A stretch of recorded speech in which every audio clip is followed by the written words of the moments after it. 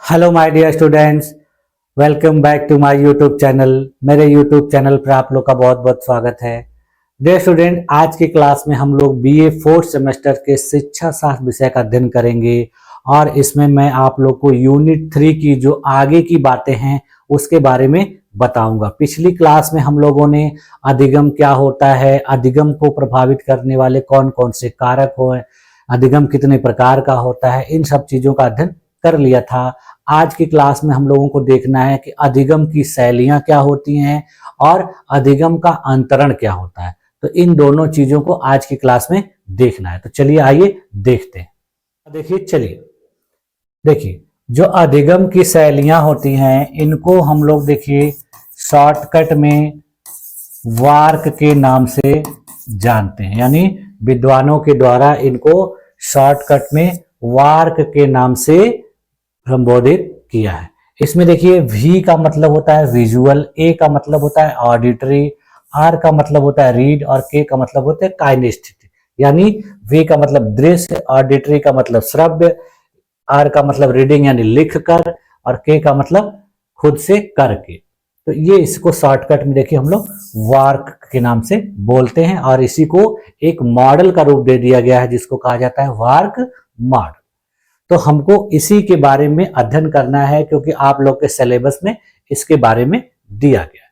तो देखिए वार्क जो है एक शिक्षण शैली मॉडल होता है, यानी लर्निंग स्टाइल मॉडल, यानी इसे नील फ्लेमिंग नामक मनोवैज्ञानिक के द्वारा विकसित किया गया था और यह मॉडल बताता है कि लोग जानकारी को किस प्रकार से सीखते और समझते हैं। यानी जब किसी व्यक्ति को कोई चीज सीखनी होती है, कोई चीज जाननी होती है, उसका अधिगम करना होता है, तो किस प्रकार से वो उस चीज का अधिगम करता है या किस तरीके से उसको सीखता है, इसी को इसमें बताया गया है।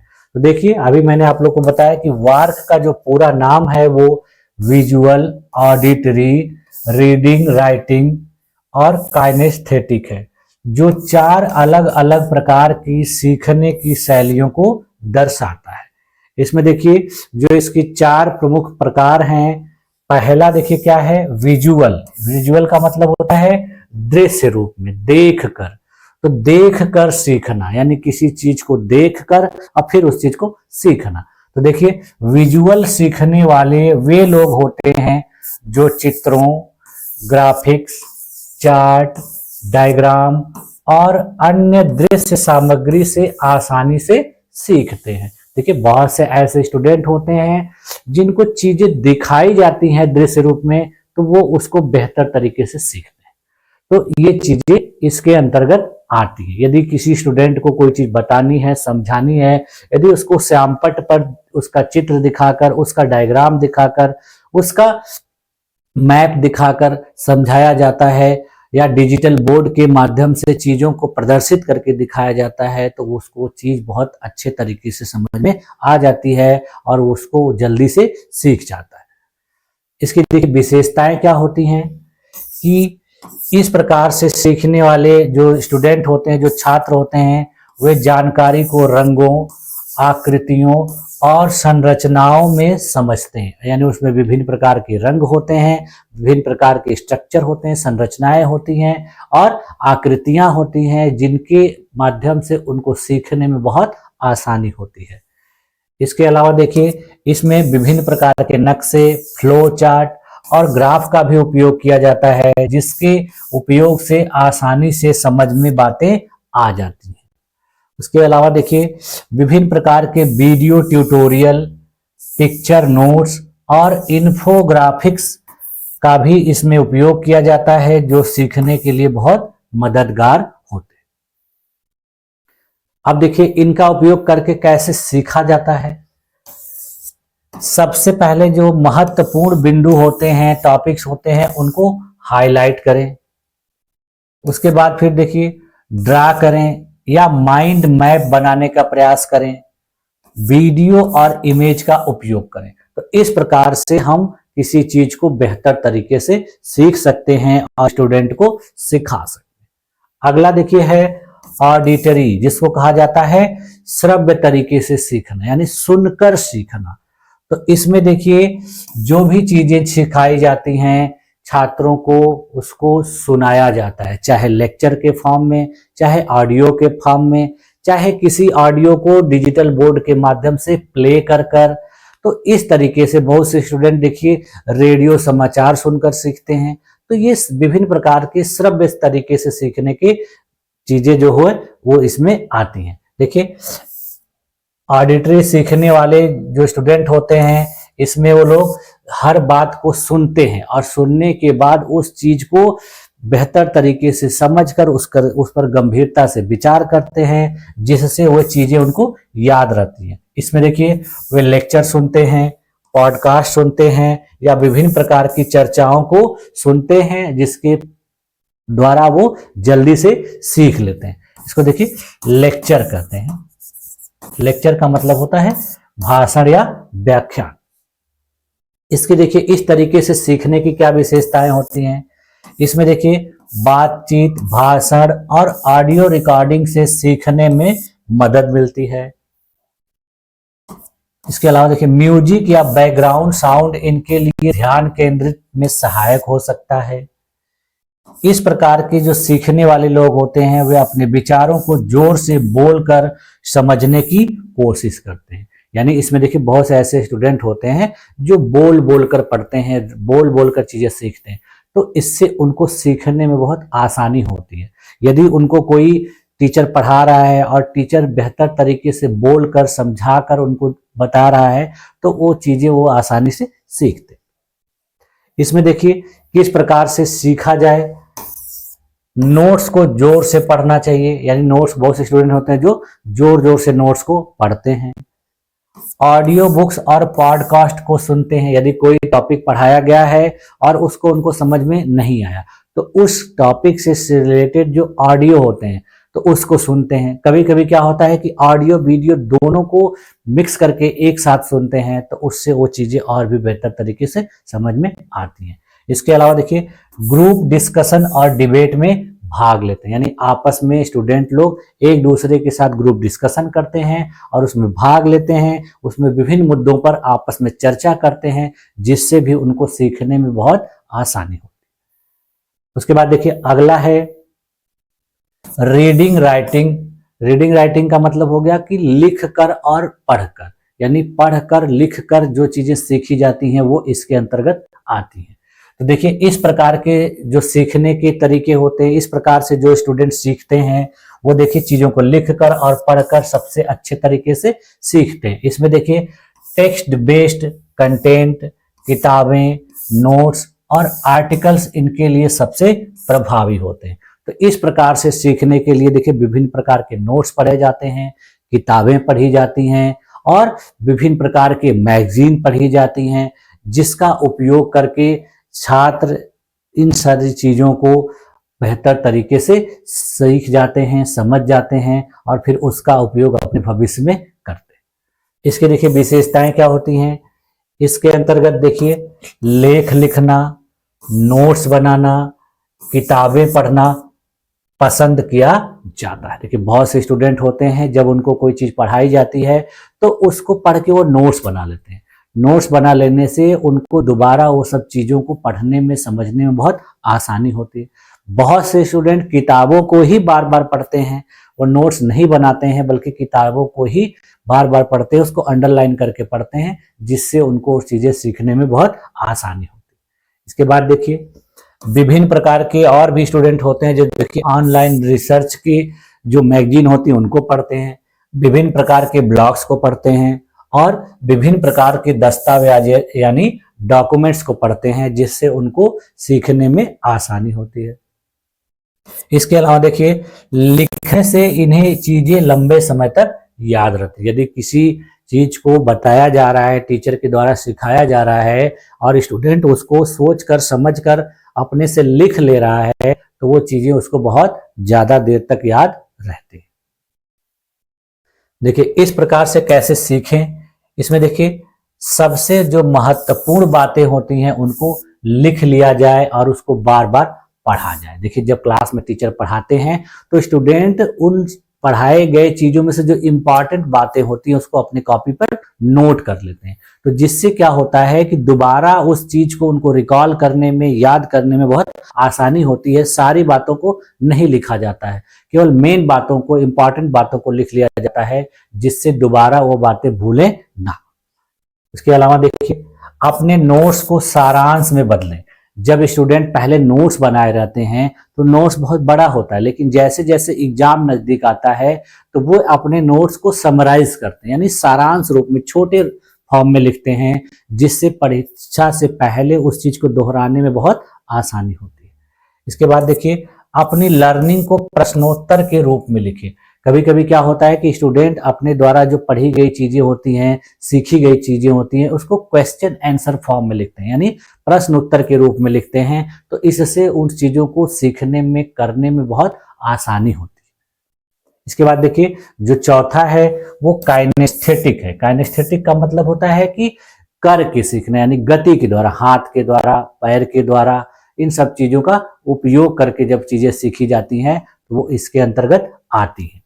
देखिए, काइनेस्थेटिक यानी स्पर्श और क्रिया से सीखने वाले जो लोग होते हैं, जो स्टूडेंट होते हैं, वो प्रैक्टिकल एक्सपीरियंस, मूवमेंट और हाथों से किए जाने वाले कार्यों से सीखते हैं। अब जैसे देखिए, किसी स्टूडेंट को कोई चीज सिखाई गई या कोई सिद्धांत बताया गया, कोई थ्योरी बताई गई, कोई सवाल हल कराया गया, तो टीचर के द्वारा उसको श्यामपट्ट पर हल करके दिखा दिया गया, लेकिन जब तक वो स्टूडेंट अपने द्वारा उस सवाल को नहीं करेगा, नहीं हल करेगा, तब तक उसको वो चीज सही तरीके से नहीं आएगी। उसी प्रकार से देखिए, यदि किसी स्टूडेंट को साइकिल चलाना सिखाया जा रहा है तो साइकिल चलाने के तौर तरीके टीचर के द्वारा या किसी व्यक्ति के द्वारा उसको बता दिया जा रहा है कि हाँ, ऐसे साइकिल पे चढ़ना है, इसको ऐसे पकड़ना है, ऐसे आपको ब्रेक लगाना है, ऐसे हॉर्न, उसकी घंटी बजानी है। लेकिन उन सब चीजों को तभी कर पाएगा जब वो खुद से करेगा। उसी प्रकार देखिए, यदि किसी को तैरना सिखाना है तो तैरने के उसके कितनी वीडियो दिखा दीजिए, कितनी ऑडियो सुना दीजिए, कितनी किताबें पढ़ ले वो, लेकिन वो तैरना तभी सीखेगा जब वो पानी में उतरकर खुद से तैरेगा तब। तो ये सारी चीजें किसके अंतर्गत आती हैं? काइनेस्थेटिक। उसी प्रकार से देखिए, जो साइंस के स्टूडेंट होते हैं, बीएससी के, एमएससी के स्टूडेंट होते हैं, तो उनको देखिए बहुत सारी लेबोरेटरी वाली चीजें कराई जाती हैं, सिखाई जाती हैं। क्यों ऐसा कराया जाता है? क्योंकि उनको थियोरेटिकली, यानी थ्योरी के रूप में वो सब चीजें पढ़ाने के बाद उनको अपने से करके दिखाया जाता है, करवाया जाता है, जिससे भविष्य में वो उन सब चीजों को खुद से कर सके। तो ये सारी चीजें किसके अंतर्गत आती हैं? काइनेस्थेटिक। अब देखिए, इसकी क्या विशेषताएं होती हैं कि इसमें देखिए बहुत से ऐसे स्टूडेंट होते हैं जो चीजों को पढ़ने या सुनने के बाद भी भूल सकते हैं, लेकिन यदि वो उसको खुद से करें तो वो उसको कभी नहीं भूलते हैं। तो देखिए, इसलिए इनको खुद से करके सीखने के लिए कहा जाता है। इन्हें देखिए एक्सपेरिमेंट करने, रोल प्ले करने और फिजिकल एक्टिविटी करने से बहुत ज्यादा फायदा होता है। यानी किसी स्टूडेंट को यदि मान लीजिए इतिहास ही पढ़ाया गया, तो इतिहास में किसी पात्र के बारे में पढ़ाया गया, तो उस पात्र का यदि वो खुद से अभिनय करें, रोल प्ले करें, तो वो फिर दोबारा उस चीज को नहीं भूलेंगे। उसी प्रकार देखिए, साइंस में अगर कोई उनको प्रैक्टिकल चीज पढ़ाई गई है तो उसका उपयोग वो लैब में जाके खुद करके उस चीज को बना के देखेंगे, तो फिर वो उस चीज को कभी दोबारा नहीं भूलेंगे। इसके बाद देखिए, इस तरह से इनकी जो याददाश्त होती है बहुत अच्छी हो जाती है और वे किसी चीज को महसूस करके सीख जाते हैं। तो जब वो खुद से करेंगे तो इनकी, उससे उनकी याददाश्त भी तेज होगी और उस चीज को महसूस करेंगे और उसको बेहतर तरीके से करना सीख जाएंगे। देखिए, इसमें कैसे सीखा जाता है? इसमें हैंड्स ऑन प्रैक्टिस करना, तुरंत हाथों हाथ अपने द्वारा उसका प्रयास किया जाता है, अभ्यास किया जाता है। एक्टिविटी बेस्ड लर्निंग अपनाएं, यानी करके चीजों को सीखा जाता है और उसमें जो अनुभवी लोग होते हैं उनका मार्गदर्शन लिया जाता है। चीजों को बनाकर या मॉडलों के जरिए, बहुत सारी ऐसी चीजें होती हैं जो खुद से बना के सीखी जाती है, उसका मॉडल बनाया जाता है। जैसे देखिए, टीचर को जब किसी क्लास में पढ़ाने जाना होता है तो उसके पहले वो लेसन प्लान बनाते हैं, पाठ योजना बनाते हैं। तो पाठ योजना बनाने से वो चीजें उनको और भी अच्छे तरीके से समझ में आ जाती हैं, रिवाइज हो जाती हैं, और जब क्लास में जाके बच्चों के सामने उन सब चीज़ों को बताते हैं, पढ़ाते हैं, तो वो तरीका बहुत बेहतर होता है और बच्चों को भी बहुत अच्छे तरीके से अधिगम सामग्री मिलती है। अब देखिए वार्क मॉडल का क्या महत्व है, यानी इस मॉडल के द्वारा पढ़ने, पढ़ाने या सीखने से क्या फायदा होता है। तो इसका देखिए क्या होता है कि यह हमें समझने में मदद करता है कि हमें किस प्रकार सीखना चाहिए। शिक्षकों को यह जानने में मदद मिलती है कि उनके छात्रों की सीखने की शैली क्या है। यह लर्निंग प्रोसेस को आसान और प्रभावी बना देता है। प्रत्येक व्यक्ति अपनी आदतों के अनुसार सीखने की रणनीति अपना सकता है। अब देखिए इसका महत्व यह है कि इस तरीके से किसी चीज को सीखने या सिखाने से चीजें अच्छी तरीके से सीखी जाती हैं, ज्यादा समय तक उसको बालक या छात्र भूलते नहीं है। यानी किसी चीज को उनको यदि सिखाना है तो उसको पहले उनको दृश्य रूप में सिखाइए, फिर उनसे संबंधित उनको बताइए मौखिक रूप से, फिर उनको लिखवाइए, उसको पढ़वाइए, और फिर उनको उन चीजों को करने को दीजिए खुद से, यानी प्रदर्शित करें, तब वो चीजों को बेहतर तरीके से कर लेंगे, कभी दोबारा भूलेंगे नहीं। तो ये दो जो थी ये सारी, ये क्या थी, लिखने की शैली। अब देखिए इसका कंक्लूजन, निष्कर्ष क्या निकल के आ रहा है कि वार्क मॉडल यह बताता है कि हर व्यक्ति का सीखने का तरीका अलग अलग होता है। देखिए ये बता रहा है कि हर स्टूडेंट का सीखने का तरीका जो है अलग अलग होता है। कुछ स्टूडेंट जो है विजुअल तरीके से सीखते हैं, तो कुछ स्टूडेंट ऑडिटरी यानी सुनकर बहुत अच्छे तरीके से सीखते हैं, कुछ स्टूडेंट पढ़ लिख कर अच्छे तरीके से सीख लेते हैं, और कुछ स्टूडेंट प्रैक्टिकल एक्सपीरियंस से सीखते हैं। अगर हम अपनी सीखने की शैली, लर्निंग स्टाइल को पहचान लें तो हम ज्यादा प्रभावी तरीके से पढ़ाई या स्किल डेवलपमेंट कर सकते हैं। अब इसमें कहा जा रहा है कि यदि कोई स्टूडेंट अपने सीखने के तरीकों को बेहतर तरीके से समझ जाए तो वो उस चीज को जल्दी सीखेगा और उसका उपयोग करके अपने भविष्य में अच्छा कार्य करेगा। अब हम लोग देखते हैं अधिगम का अंतरण, यानी ट्रांसफर ऑफ लर्निंग। अधिगम यानी किसी चीज को हम सीख कर उसका उपयोग किसी दूसरे काम में किस प्रकार से करते हैं, यही कहलाता है अधिगम का अंतरण। यानी हम लोगों ने कोई चीज सीखा और उस चीज को सीखने के बाद उसका प्रयोग दूसरे चीज में करें, तो वही होता है अधिगम। जैसे देखिए किसी स्टूडेंट को यदि हिंदी या अंग्रेजी टाइपिंग में से कोई एक सिखाई गई, तो वो टाइपिंग करने का तरीका जो है अगले दूसरे भाषा में टाइपिंग करने में उपयोग करता है, क्योंकि कीबोर्ड वही रहता है, बटन वही रहती है, और टाइप करने का जो तरीका होता है वह भी एकदम अलग होता है। तो उसमें क्या होता है कि उसका उपयोग करके वो दूसरे तरह की टाइपिंग को आसानी से कर लेता है। तो देखिए अधिगम का स्थानांतरण और कक्षा में इसका क्या महत्व होता है, यानी कक्षा में इसका किस प्रकार से उपयोग होता है, कैसे यह फायदेमंद होता है। अधिगम का स्थानांतरण, ट्रांसफर ऑफ लर्निंग। देखिए अधिगम का स्थानांतरण या अंतरण एक ऐसी प्रक्रिया है जिसमें एक स्थिति में अर्जित ज्ञान, कौशल या अनुभव को दूसरी स्थिति में लागू किया जाता है। इसको देखिए सरल शब्दों में इस प्रकार से भी कहा जाता है कि जब हम किसी एक विषय, कौशल या अनुभव को किसी अन्य क्षेत्र या परिस्थिति में उपयोग करते हैं तो इसे अधिगम का स्थानांतरण कहते हैं। जब हम किसी चीज को सीख लेते हैं और वही सीखी गई चीज को किसी दूसरे कार्य के लिए करते हैं तो वही कहलाता है अधिगम का अंतरण। जैसे देखिए किसी ने पहले साइकिल चलाना सीखा और साइकिल चलाने के तौर तरीके का उपयोग करके फिर उसने मोटरसाइकिल चलाना सीखा, तो ये भी क्या होगा, अधिगम का अंतरण।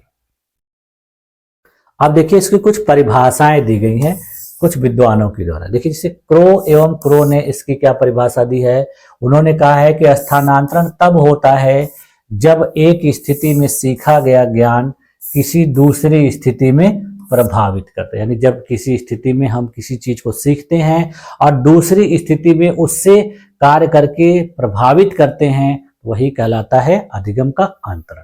इसके बाद देखिए जेपी गिलफोर्ड नामक विद्वान ने क्या कहा है कि सीखने की प्रक्रिया में जब पहले सीखी गई बातें नए सीखने की स्थितियों को प्रभावित करती हैं तो इसे अधिगम का स्थानांतरण कहते हैं। यानी इन्होंने बताया कि जब हम कोई चीज पहले सीखे रहते हैं और वो पहले सीखी गई चीज बाद में किसी चीज को जब हम सीख रहे हैं या किसी कार्य को कर रहे हैं और उसके वजह से वो कार्य प्रभावित हो रहा है तो यह भी कहा जाता है अधिगम का अंतरण।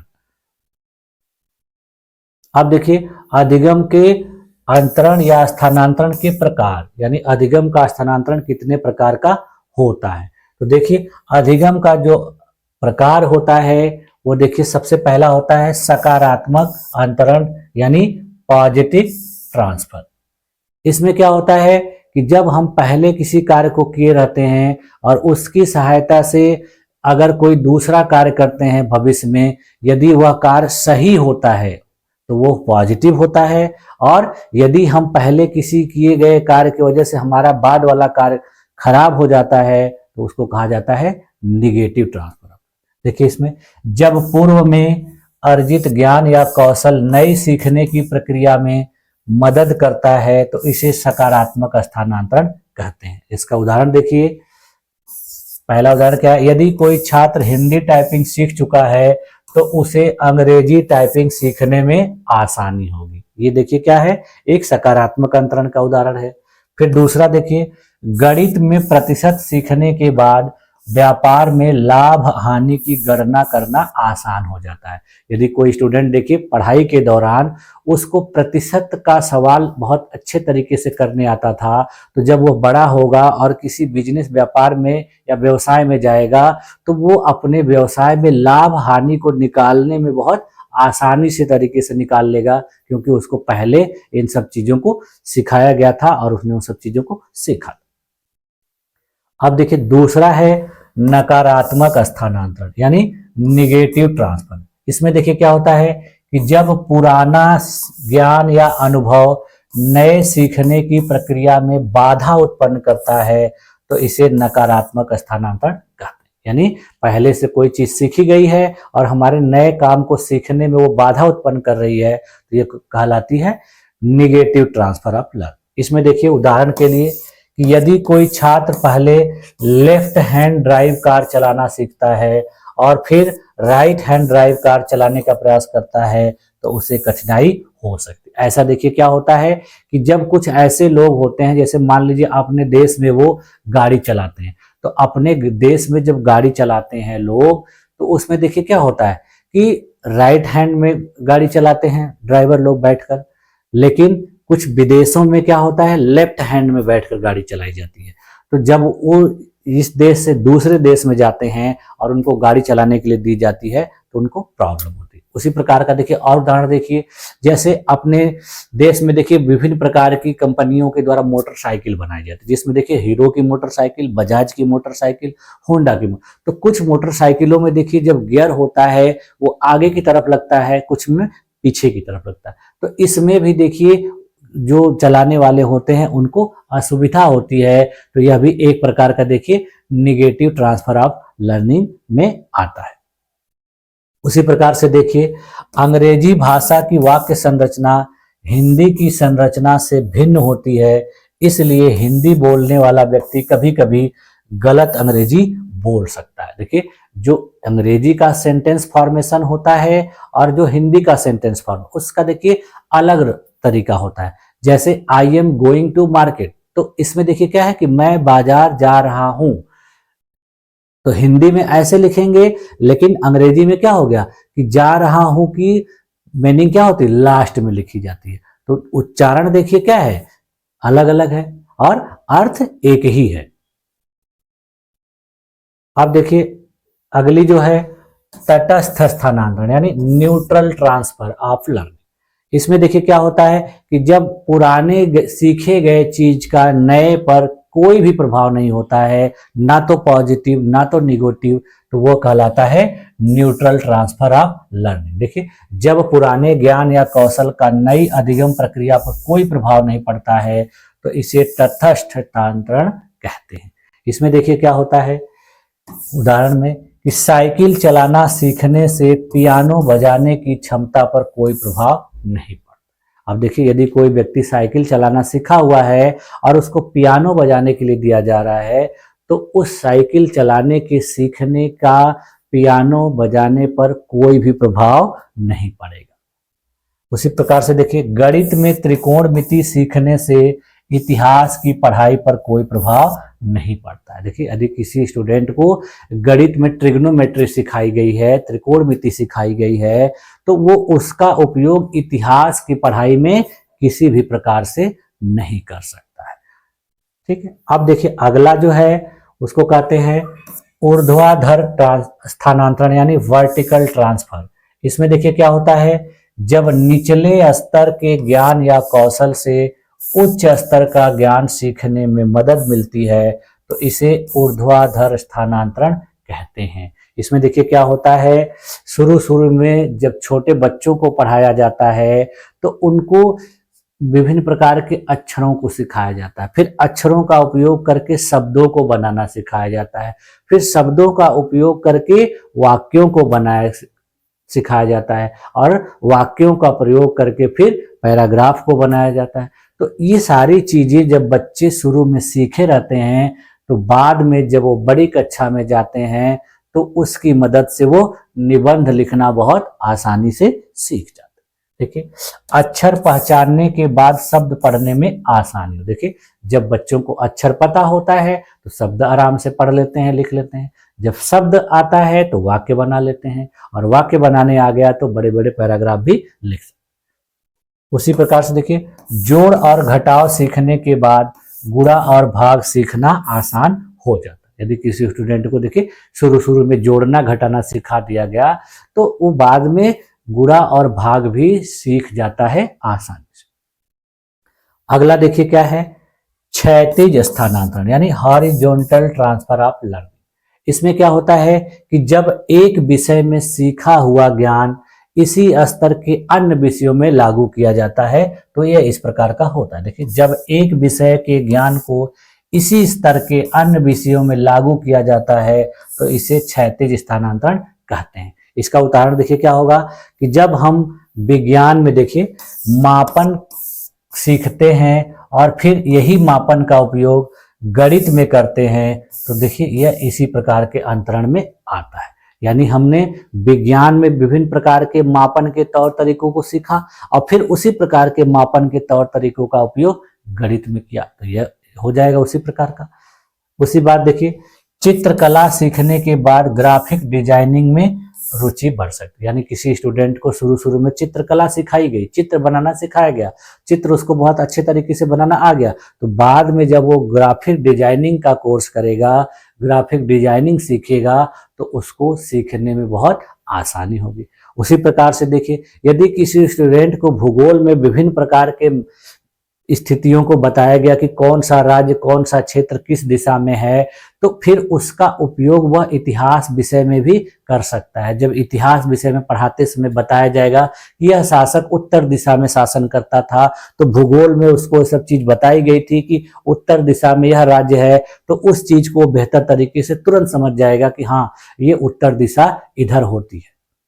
ठीक है, अब देखिए अगला जो है वो है द्विपक्षीय स्थानांतरण यानी बायलेटरल ट्रांसफर। इसमें देखिए क्या होता है, जब शरीर के एक अंग से सीखा गया कौशल दूसरे अंग में स्वतः स्थानांतरित हो जाता है तो इसे द्विपक्षीय स्थानांतरण या अंतरण कहते हैं। यानी बायलेटरल ट्रांसफर ऑफ लर्निंग, यानी हमारे शरीर के किसी एक अंग के द्वारा सीखी गई चीज का उपयोग हम दूसरे अंग के द्वारा करते हैं तो ये बायलेटरल ट्रांसफर ऑफ लर्निंग में आता है।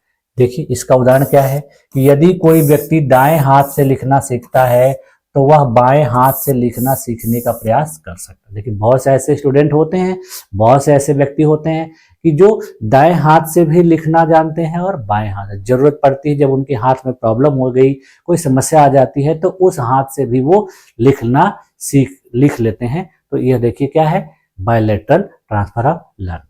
यदि देखिए, यदि कोई व्यक्ति एक पैर से बैलेंस बनाना सीखता है तो वह दूसरे पैर से भी ऐसा कर सकता है। यदि देखिए कोई व्यक्ति एक पैर से बैलेंस बनाना सीख जा रहा है तो उसके उस पैर में प्रॉब्लम हो जाती है, दूसरे पैर से भी वह काम कर लेता है। उसी प्रकार से देखिए, जब हम लोग गाड़ी चलाते हैं, साइकिल चलाते हैं, तो उसमें कभी कभी क्या होता है, कुछ स्टूडेंट अलग अलग हाथों का उपयोग करते हैं। एक हाथ में कोई सामान अगर लिए रहते हैं तो दूसरे केवल एक हाथ से भी उस चीज को चला लेते हैं। तो ये क्या है, बायलेटरल ट्रांसफर ऑफ लर्निंग। अब देखिए, कक्षा शिक्षण में ट्रांसफर ऑफ लर्निंग यानी अधिगम के स्थानांतरण या अवतरण का क्या महत्व है, क्या उसका निहितार्थ है। तो पहला इसका महत्व क्या है कि शिक्षा को व्यवहारिक बनाना, यानी इसके उपयोग से शिक्षा व्यवहारिक बन जाती है। जैसे देखिए कि शिक्षक को इस शिक्षण विधियों का उपयोग करना चाहिए जिससे छात्र अपने ज्ञान को वास्तविक जीवन में लागू कर सके। यानी शिक्षण करते समय टीचर को ऐसी विधियों को बताना चाहिए या ऐसी विधियों से उनको पढ़ाना चाहिए जिसका उपयोग भविष्य में और अपने पढ़ाई लिखाई या खुद पढ़ाने के लिए कर सके। उदाहरण देखिए, गणित में प्रतिशत की अवधारणा सिखाने के बाद उसे छूट और बैंक ब्याज की गणना से जोड़ना चाहिए। यदि देखिए किसी स्टूडेंट को प्रतिशत पढ़ाया जा रहा है तो प्रतिशत के आधार पे उसको छूट क्या होती है, डिस्काउंट क्या होता है और ब्याज किस प्रकार से निकाला जाता है, यह भी उसको बता दिया जाएगा।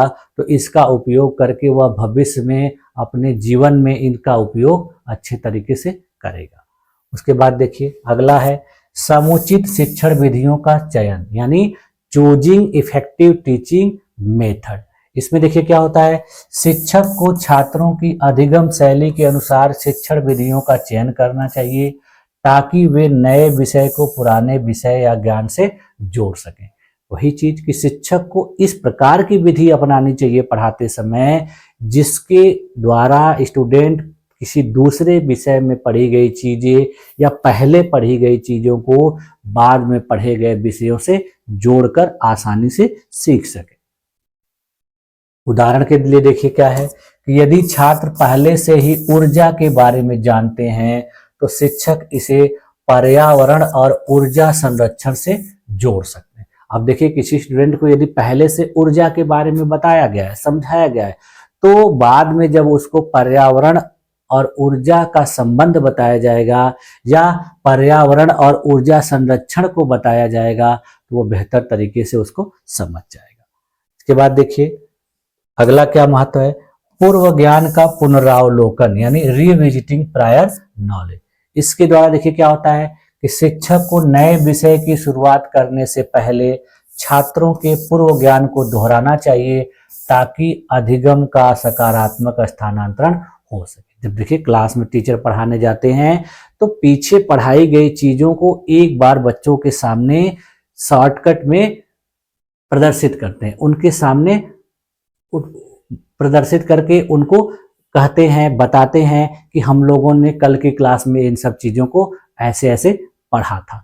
तो सूक्ष्म रूप में जब वो उनके सामने प्रस्तुत कर देते हैं तो वो चीजें उनको रिकॉल हो जाती हैं और फिर वो जब नई चीज पढ़ते हैं तो पुरानी चीजों का उपयोग करके नई चीजों को समझने में बहुत आसानी होती है। उदाहरण के लिए देखिए कि यदि शिक्षक अंश यानी फ्रैक्शन पढ़ा रहे हैं तो पहले जोड़ और भाग का दोहराव कराना चाहिए। देखिए यदि किसी टीचर के द्वारा फ्रैक्शन पढ़ाई जा रही है, भिन्न पढ़ाई जा रही है, तो वो पहले अंश यानी जोड़ घटाना जो पढ़ाया था उसका बच्चों को एक बार सूक्ष्म रूप से प्रस्तुतिकरण करके दोहराव करके बता देता है तो फिर बाद में इसको करने में आसानी होती है। दूसरा देखिए अगला क्या है, एक विषय को दूसरे से जोड़ने में बहुत सहायता मिलती है। इससे देखिए क्या होता है कि विषयों को एक दूसरे से जोड़कर पढ़ाने से छात्र अधिगम स्थानांतरण को बेहतर ढंग से समझते हैं। उदाहरण के लिए देखिए विज्ञान में पौधों की वृद्धि पढ़ाने के बाद उसे भूगोल में जलवायु परिवर्तन से जोड़ सकते हैं। अब जैसे देखिए किसी स्टूडेंट को जीव विज्ञान में पढ़ाया गया पौधों में वृद्धि यानी ग्रोथ इन प्लांट, अब फिर उसी का उपयोग करके पर्यावरण से संबंधित विषयों को पढ़ाने में उपयोग करके इन सब चीजों को उसको पर्यावरण परिवर्तन से जोड़ दिया जाएगा कि किस प्रकार से पौधों के द्वारा पर्यावरण प्रभावित होता है और पर्यावरण में किस प्रकार का परिवर्तन आता है। इसके अलावा देखिए रचनात्मक सोच को बढ़ावा देना यानी इनकरेजिंग क्रिएटिव थिंकिंग। इस प्रकार से ट्रांसफर ऑफ लर्निंग के द्वारा छात्रों में रचनात्मक अधिगम को भी बढ़ावा दिया जा सकता है, रचनात्मक सोच को बढ़ावा दिया जा सकता है। देखिए छात्रों को प्रेरित करना चाहिए ताकि वे अपने ज्ञान को विभिन्न स्थितियों में कैसे लागू कर सकते हैं। यानी छात्रों को समय समय पर टीचर के द्वारा प्रेरित करते रहना चाहिए कि वो पहले जो चीजें सीखे हुए हैं उसका उपयोग आगे भविष्य में किस प्रकार से करेंगे। उदाहरण के लिए देखिए गणितीय तर्क लॉजिकल रीजनिंग को कोडिंग, डिकोडिंग और गेम डिजाइन में कैसे उपयोग किया जा सकता है, इसे समझाना। देखिए किसी छात्र को जब रीजनिंग पढ़ानी है या कोडिंग डिकोडिंग सिखाना है तो उसको बेसिक रूप से जो रीजनिंग के सवाल होते हैं उनको यदि वो बता दिया गया है तो बाद में वो कोडिंग डिकोडिंग वाले सवालों को भी आसानी से कर लेता है। उसके बाद देखिए सकारात्मक स्थानांतरण को प्रोत्साहित करना यानी encouraging positive transfer of learning. इसमें देखिए शिक्षक को छात्रों को यह सिखाना चाहिए कि वे पुराने ज्ञान का उपयोग नए अधिगम में कैसे कर सकते हैं। यानी इसका उपयोग करके टीचर बताता है स्टूडेंट को कि पहले जो चीजें आपने सीखी है उसका उपयोग करके आप आगे कैसे बेहतर कार्य कर सकते हो। यानी पिछले सेमेस्टर में आपने जो चीजें पढ़ी है तो उसको रिकॉल करके आगे पढ़ने वाली चीजों में आप कैसे उसका उपयोग कर सकते हो। तो इस प्रकार से देखिए इसका उदाहरण क्या होगा। देखिए यदि छात्र पहले से विज्ञान में बल और गति समझ चुके हैं तो शिक्षक इसे खेलों में गति और दिशा से जोड़ सकते हैं। यदि देखिए साइंस में किसी स्टूडेंट को बल और गति के बारे में पढ़ा दिया गया है तो जब वह किसी खेल में इसको बताएगा कि बल लगाने से आपकी गेंद आगे जाएगी, तेजी से जाएगी, बैट से बॉल तेजी से लगेगी, तो ये चीजें उसको बहुत अच्छे तरीके से समझ में आ जाएंगी क्योंकि विज्ञान में उसने बल और गति के बारे में बेहतर तरीके से पढ़ा हुआ था। अब देखिए इसका कंक्लूजन क्या निकल के आता है, अधिगम के स्थानांतरण का निष्कर्ष क्या निकल के आता है कि अधिगम का स्थानांतरण शिक्षण और अधिगम की एक महत्वपूर्ण प्रक्रिया है जो यह निर्धारित करती है कि छात्र अपने ज्ञान और कौशल को वास्तविक जीवन में कैसे लागू कर सकते हैं। देखिए यह बहुत इंपॉर्टेंट होता है कि आपको कोई चीज सिखाई गई, बताई गई तो आप उसका उपयोग भविष्य में कर पा रहे हो कि नहीं, यही बहुत महत्वपूर्ण होता है। यदि आप ऐसा नहीं कर पा रहे हो तो इसका मतलब है कि आपने उस चीज को सही तरीके से नहीं सीखा है। देखिए शिक्षकों को शिक्षण रणनीतियों को इस प्रकार विकसित करना चाहिए कि छात्र अपने पूर्व ज्ञान को नए विषयों में आसानी से स्थानांतरित कर सकें। इससे न केवल शिक्षा अधिक प्रभावी होगी बल्कि छात्रों की सोचने और समस्याओं को हल करने की क्षमता भी बढ़ेगी। देखिए इस तरीके से करने से स्टूडेंट अपने जीवन में बेहतर तरीके से प्रदर्शन कर पाएंगे और अपने कार्यों को अच्छे तरीके से कर। ऐसा नहीं करने से उनके सामने बहुत सारी समस्याएं मौजूद हो। देखिए आप लोग देखते ही होंगे, आप लोगों में से बहुत से ऐसे स्टूडेंट होंगे जो पिछली क्लासों में गणित बहुत अच्छे तरीके से पढ़े होंगे तो उनको जब रीजनिंग के सवाल करने के लिए दिए जाते हैं तो उस गणित के नॉलेज के आधार पर वो रीजनिंग के सवाल को बहुत आसानी तरीके से कर लेते हैं। उसी प्रकार से देखिए जब आपको हिंदी के व्याकरण में बहुत सारी चीजें बताई गई होती हैं, समझाई गई होती हैं तो उसका उपयोग करके आप संस्कृत व्याकरण को भी बहुत अच्छे तरीके से कर सकते हैं। तो यही सब चीजें होती हैं जो अधिगम के अंतरण या स्थानांतरण में मानी जाती हैं, शामिल की जाती हैं। ठीक है, तो आज की क्लास में यहीं तक रखा जाए। आज की क्लास के जो दोनों टॉपिक थे उनको मैंने आप लोगों के सामने बहुत बेहतर तरीके से प्रस्तुत किया और आप लोगों को समझाया और मुझे उम्मीद भी है कि आप लोगों को ये सारी चीज़ें बहुत अच्छे तरीके से समझ में आई हो। तो आप लोगों ने अपने आप को मेरी इस क्लास में इतने देर तक बनाए रखा, इसके लिए आप लोग का बहुत बहुत धन्यवाद। मिलते हैं नेक्स्ट क्लास में, तब तक के लिए थैंक यू।